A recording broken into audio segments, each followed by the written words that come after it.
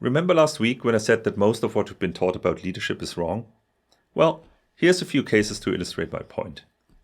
346 people died because Boeing's leadership forgot what they were actually building. Not spreadsheets, not financial reports, but airplanes, things that carry human beings through the sky. Meanwhile, that boring aluminum company I teased last week, their value increased 9 times when their CEO did something everyone said was career suicide. Today, I'll show you what really happened at both companies. The evidence is so clear it challenges a lot what we've been taught about leadership. And once you see it, it's hard to unsee. Can I share something personal?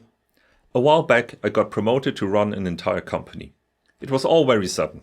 Large team, international customers, big responsibilities, the whole thing. And honestly, I was in over my head. I'd been promoted for my technical skills, not because I knew how to lead. Sound familiar? And here's what nobody tells you. Most of us are managing, not leading. We are good at our jobs, someone taps us on the shoulder and hands us a team, or in my case a whole company, and says, figure it out. I did my best with what I knew, but deep down I felt something was off. My team seemed distant, problems kept blindsiding me, good people left for better opportunities. And the worst part, I knew things weren't working, but I didn't know how to fix it. If you're feeling this way right now, you are not alone. The playbook we were given was written for a different world. And that's exactly why I'm here, to share what I wish I'd known back then. Let me tell you exactly how conventional leadership thinking creates disasters. After Boeing acquired McDonnell Douglas in 1997, something shifted. CEO Harry Stonecipher explicitly said he wanted Boeing to run like a business rather than a great engineering firm. Let that sink in for a second. An airplane manufacturer decided engineering excellence was optional. They physically moved headquarters from Seattle to Chicago, separating leadership from the people who actually built planes. They installed countdown clocks to push production speed. They created what congressional investigators later called a culture of concealment. The result? 2 737 MAX crashes, 346 lives lost. Boeing shareholders lost $87 billion in market value since 2018. Their own employees saying they wouldn't fly on Boeing planes, and as one Boeing pilot wrote to a colleague, this airplane is designed by clowns who are in turn supervised by monkeys. Now, was culture the only factor? Of course not. Engineering, regulations, many things went wrong. But the shift from engineering first to finance first culture was a root cause that insiders and investigators consistently pointed to. This wasn't people being evil. This was smart people following the conventional playbook. Maximize shareholder value, increase efficiency, hit the numbers. Now, remember that aluminum company? Let me tell you what really happened. When Paul O'Neill became CEO of Alcoa in 1987, investors were expecting the usual song and dance. Market share, profit margins, cost cutting. Instead, first shareholder meeting, O'Neill starts talking about worker safety.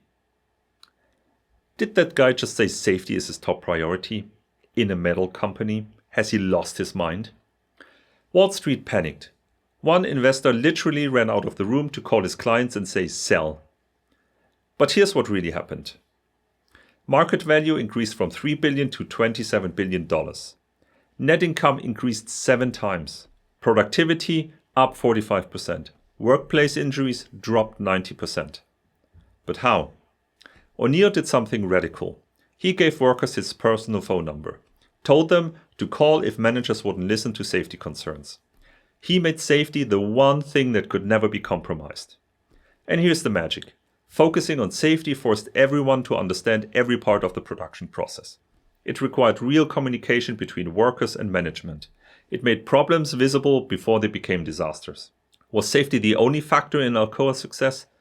Again, probably no. But it created the conditions, trust, transparency, shared purpose, that made everything else possible. O'Neill didn't just create safety, he created trust, and trust created everything else. Boeing, control, secrecy, shareholder first, disaster. Alcoa, trust, transparency, people first, triumph. This isn't a fluke, look at the pattern. Here's a few examples when tight control dominated. Sears, under Eddie Lampert, made divisions compete against each other, lost $11 billion. Kodak invented digital photography, but bureaucracy killed it. Bankruptcy. And here's what happened when trust was the focus.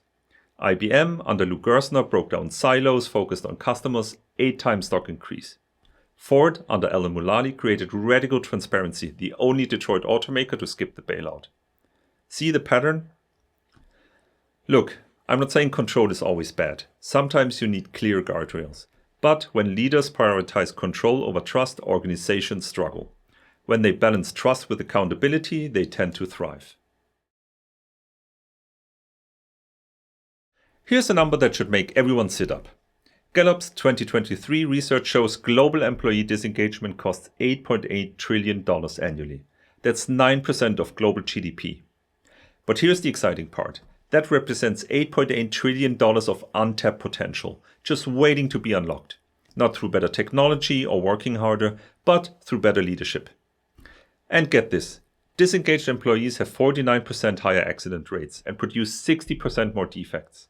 These are people who see problems coming but don't speak up. Why? Because it's not safe to do so. Think about most leadership training. What do they teach? Set clear expectations. Sounds reasonable until it becomes control. Monitor performance. Makes sense until it becomes surveillance. Provide feedback. Seems helpful until it becomes judgment. Drive results. Feels necessary until it becomes pressure. Now, these ideas aren't inherently wrong. We need some structure. But the conventional playbook many of us inherited, often unintentionally, rewards predictability over learning. We are using an operating system designed for factories where people did the same task 10,000 times. But I would bet most of your people are knowledge workers. They solve problems. They create value with their minds. The old playbook says minimize variance. The new reality requires maximize creativity. No wonder it's not working. Here's something that might blow your mind. The military, yes, the ultimate hierarchy has figured this out. They call it mission command. Give people clarity on the objective, the resources, the constraints, then let them figure out how to achieve it. Because when bullets are flying, you can't wait for approval from headquarters. And smart officers also know something crucial. It's the sergeant that really runs the unit. Work with that reality, not against it. In the next video, we will discuss it in more detail. Here's what I want you to have a closer look at this week. How many problems in your organization exist because people were afraid to speak up? That project that's behind schedule but nobody wants to admit it? That process everyone knows is broken but follows anyway? That customer complaint that got buried instead of addressed? Each one is a signal that you're optimizing for the wrong things. Now, you might be thinking, okay, Stefan, I get it. Trust beats control. But how do I actually create that trust? How do I change things when I've got resistant middle managers and skeptical teams? That's where it gets really interesting. Because people who actually determine whether your initiatives succeed or fail, they are not who you think they are. There's a hidden power structure in every organization. People without fancy titles who have more real influence than some executives. And if you don't understand this invisible network, you're flying blind. Next week, I'm going to show you exactly who really runs your organization. And once you see it, everything about leading change will start to make sense. Look, I know change is hard. I know it's easier to stick with what we've always done. But the evidence is overwhelming. When leaders focus on control, organizations fail. When they focus on trust, organizations thrive. This is an opinion. This is data. This is evidence. This is what actually works. If this resonated, if you felt that spark of, yes, this is what's been bothering me, share it with another leader who's ready for something better. But more importantly, start watching your organization with new eyes. Where are you optimizing for control instead of creativity? Where are you managing instead of leading? Because once you see it, you can change it. And next week, I'll show you who your best allies in that change really are. This is the Liberty Framework. Time to face reality. See you next time.